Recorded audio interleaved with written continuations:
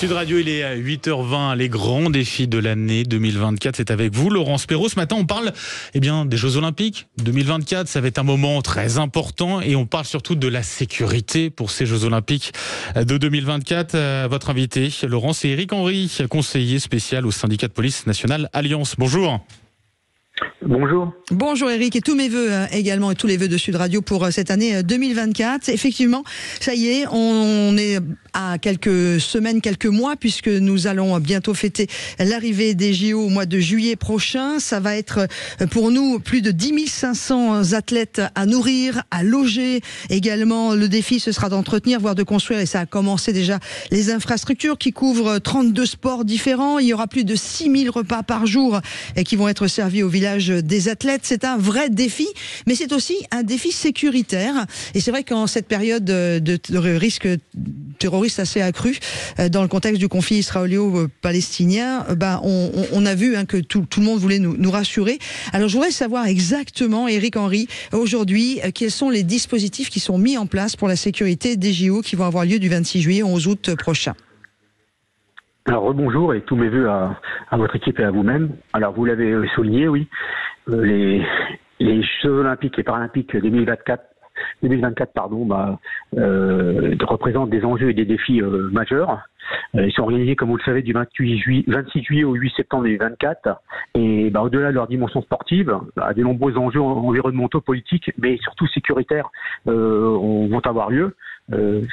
On doit faire face à un contexte de menaces multiples, comme vous le savez, terrorisme, attaques cyber, crise sanitaire, la sécurité des JOP constitue un enjeu particulièrement important. Alors il est effectivement envisagé, en tout cas prévu, une moyenne de 30 000 forces de sécurité intérieure par jour, de 7 500 au plus bas à 42 500 au plus haut, notamment lors de la cérémonie d'ouverture comme de la cérémonie de clôture. Alors, et quels sont les dispositifs mis en jeu? Excusez-moi de vous bousculer un petit peu, Éric Henry, vous qui êtes conseiller spécial au syndicat de police nationale Alliance. Aujourd'hui, qu'est-ce que nous avons comme dispositif? Comme dispositif, donc il est prévu, je vous dis, en moyenne 30 000 forces de sécurité intérieure sur le territoire.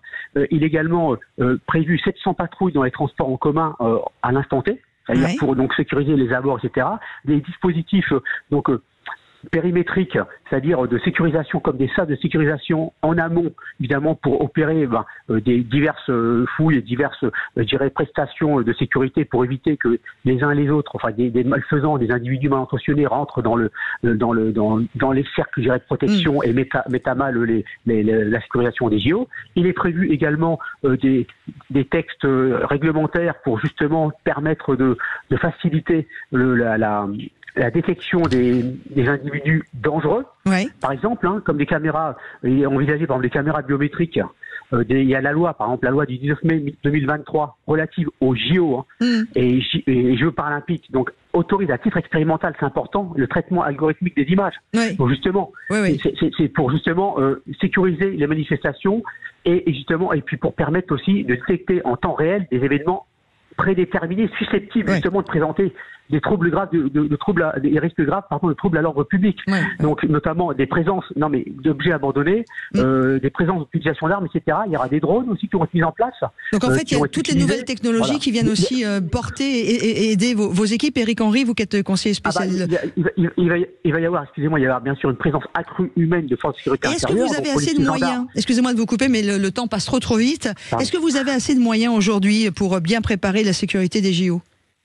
De toute façon, on va être pleinement mobilisé. En 2023, on l'a été. Là, on va être encore de façon massive. Le gouvernement envisage un taux de présence de 100% à des moments vraiment bien déterminés. Nous, on ne souhaite pas qu'il y ait 100%, même si on a conscience de l'enjeu majeur que sont, par exemple, les Jeux Olympiques et Paralympiques. Néanmoins, tout le monde va être à l'unisson derrière, à fond. L'ensemble des forces de sécurité intérieure vont être mobilisées. Les effectifs ne sont pas extensibles. On est 250 000 policiers et gendarmes sur le territoire national. On va être aidé par les militaires de l'opération Sentinelle. Il va y avoir justement, comme je vous le disais, aussi des techniques de sécurité, tels l'algorithme, captation d'images, tous les outils, des nouvelles technologies qui ont été utilisées. Vous êtes plutôt serein, Éric Henry, vous qui êtes conseiller spécial au syndicat de police nationale Alliance, pour conclure? on est serein, on va faire le maximum, mais le contexte terroriste, la menace très élevée envers la France, le militaire très haussé, urgence attentat, font qu'on est inquiet, mais on va faire face. On l'a démontré le 31 décembre, on pouvait faire face. Voilà, la Coupe du Monde de rugby qui était un prétexte. Ouais. Les 31 décembre avec 1 million sur les Champs-Élysées, des dispositifs, justement, je disais, 2 dispositifs de sécurisation à double niveau, avec comme un sas de sécurité en amont, et puis aux abords des dispositifs de protection, de périmètres de protection, font qu'on est on est confiant, mais on reste malgré tout inquiet par rapport à la situation internationale.